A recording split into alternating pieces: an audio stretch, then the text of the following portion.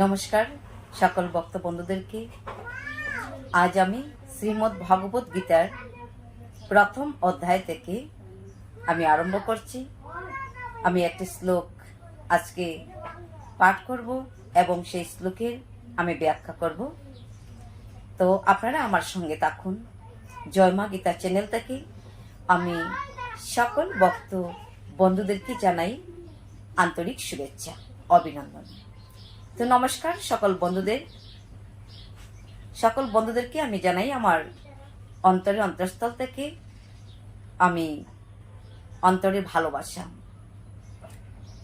তো সর্বপ্রথম আমি আমার শ্রীগুরু রাঙ্গা শ্রীচরণ কমলে আমি প্রণতি নিবেদন করে আমি আজকে আরম্ভ করব শ্রীমদ্ ভাগবত গীতা পাঠ।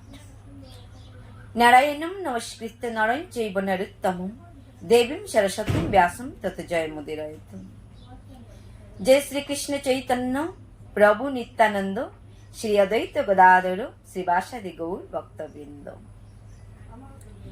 ওম অখণ্ড মণ্ডলাকারং ব্যাপ্তং যেন চরাচরম তৎপাদং দর্শিতং যেন তস্मै শ্রী গুরবে নমো। বন্দেহম শ্রী গুরু শ্রীযুত পদ কমলম শ্রী গুরুন বৈষ্ণবামশ্চ।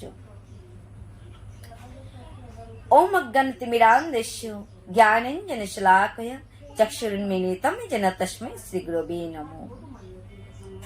আমি আমার শ্রী গুরুদেবের রাঙ্গাশ্রী চরণ কমল যুগলে আমি আমার সশ্রদ্ধ প্রণতি নিবেদন জানাই। হে কৃষ্ণ করুণা সিন্ধু দীন বন্ধু জগৎ পথে গোপেশ গোপিকা কান্ত রাধা কান্ত নমস্তুতে। তপ্ত কাঞ্চন গৌরাঙ্গী রাধে বৃন্দাবনেশ্বরী বৃষবানুসুতে দেবী প্রণমামি হরি প্রিয়। বাঞ্ছকল্পতরুভ্যশ্চ কৃপা সিন্ধু এব চ পতিতানাং পাবনেভ্যো বৈষ্ণবেভ্যো নমো নমো। সকল সাধুগুরু বৈষ্ণবী রাঙ্গাশ্রী চরণে আমি আমার সশ্রদ্ধ প্রণতি নিবেদন করলাম। তো এবার আমি সকল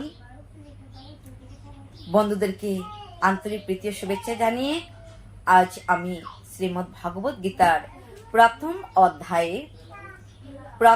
অধ্যায় অর্জুন বিষাদ যুগ, সে অর্জুন বিষাদ যুগের প্রথম শ্লোকটি আমি আজ পাঠ করব। ধৃতরাষ্ট্র উবাচ ধর্মস্কেত্রে কুরুস্কেত্রে সমবেতা যজৎসভো মমক পাণ্ডবচভো কিমকৃবত সঞ্জয়। ধৃতরাষ্ট্র কহিলেন, হে সঞ্জয়, পুণ্যক্ষেত্র কুরুক্ষেত্রে যুদ্ধাবিলাসী আমার পুত্রগণ এবং পাণ্ডুপুত্রগণ সমবেত হইয়া কি করিলেন? যুদ্ধারম্ভের পূর্বে ব্যাসদেব অন্ধরাজকে যুদ্ধ দর্শনার্থ দিব্য চক্ষু প্রদান করিতে চাহিলেন। কি করিতে চাহিলেন? স্বয়ং ব্যাসদেব অন্ধরাজ ধৃতরাষ্ট্রকে, যেহেতু উনি জন্মান্ধ ছিল, সেই জন্য দিব্যচক্ষু প্রদান করিবার জন্য তিনি চাহিলেন যে কুরুক্ষেত্রের যুদ্ধে কখন কি হবে, কি ঘটবে, আমি তোমাকে দিব্যচক্ষু প্রদান করব, আর সেই দিব্যচক্ষুর মাধ্যমে তুমি সকল যুদ্ধক্ষেত্র দর্শন করিতে পারিবে। ধৃতরাষ্ট্র কিন্তু তাহাতে অসম্মতি জানালেন।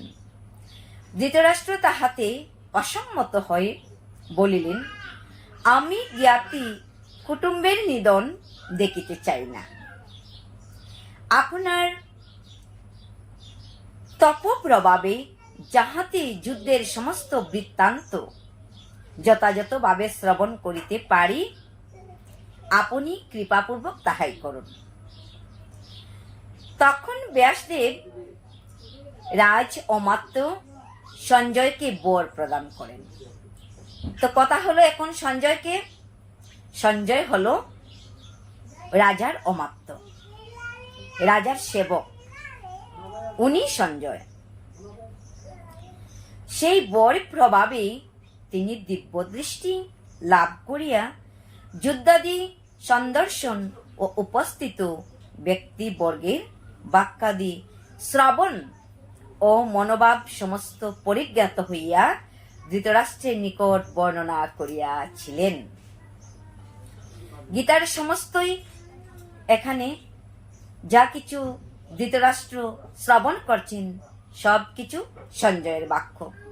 সঞ্জয় দিব্যচক্ষু প্রাপ্ত হয়ে সেই দিব্যচক্ষুর মাধ্যমে কুরুক্ষেত্র যুদ্ধক্ষেত্রে কখন কি হইতেছে, কি ঘটিতেছে, তিনি সমস্ত কিছু দেখিতে পাইতেন এবং উনি দর্শন করার পর রাজা ধৃতরাষ্ট্রকে সেই কথা বুঝাইয়া বলিতেন।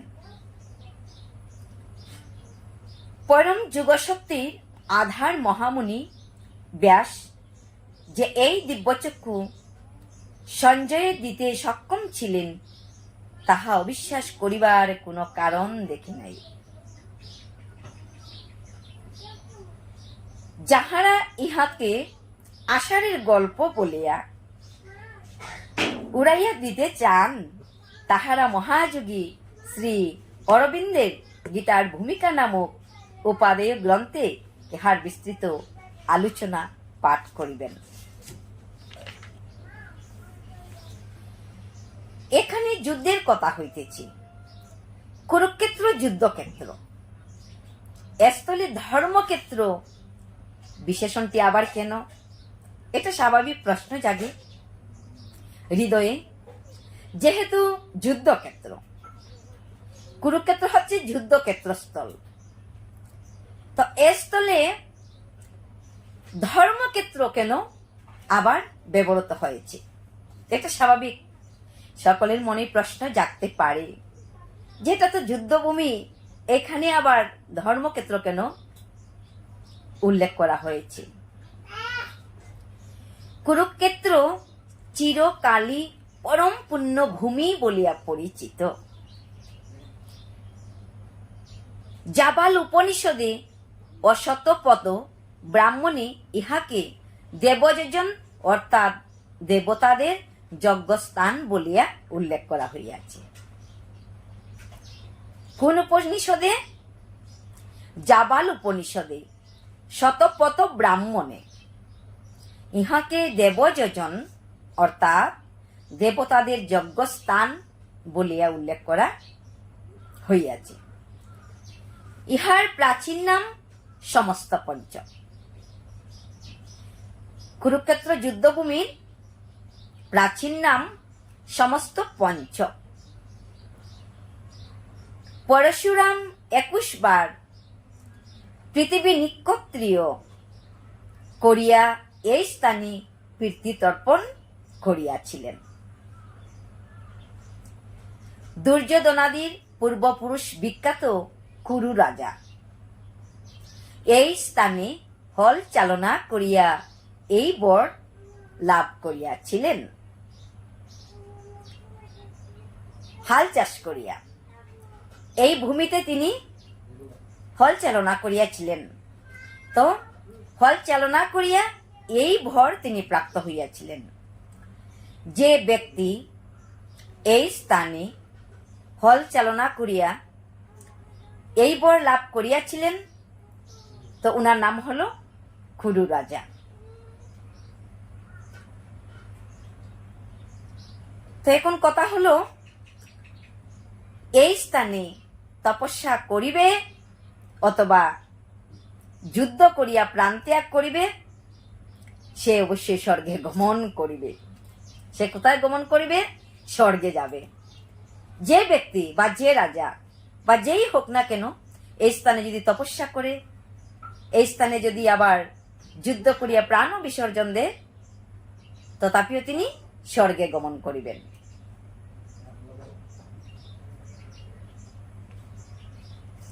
তদবধি ইহার নাম কুরুক্ষেত্র। সেই সময় থেকেই এই স্থানটির নাম কুরুক্ষেত্র। প্রাচীন গ্রন্থাদিতে সর্বত্রই কুরুক্ষেত্রকে ধর্মক্ষেত্র বলিয়া উল্লেখ করা হইয়াছে। বন পর্বের তীর্থযাত্রা পর্বাধ্যায়ে কুরুক্ষেত্রকে 3 লোকের মধ্যে শ্রেষ্ঠ তীর্থস্থান বলিয়া বর্ণনা করা হইয়াছে। সুতরাং ধর্মক্ষেত্র এই বিশেষণটি একান্ত সুসঙ্গত ও প্রয়োজনীয়। তো ধৃতরাষ্ট্র মনে করিয়াছিলেন যে ধর্মক্ষেত্রের প্রভাবে উভয় পক্ষের অন্তঃকরণে সাত্ত্বিক ভাবের উদয় হইলে, উভয় পক্ষ বলতে একদিকে কুরুক্ষেত্রের যুদ্ধস্থানে পঞ্চপাণ্ডব আর অন্যদিকে কৌরব পক্ষ। এই জন্যই বলছে উভয় পক্ষ, দুটি দল দুই দিকে আছেন, একদিকে পাণ্ডব একদিকে কৌরব দল। তো বলা হয়েছে উভয় পক্ষের অন্তঃকরণে যদি সাত্ত্বিক ভাব উদয় হয়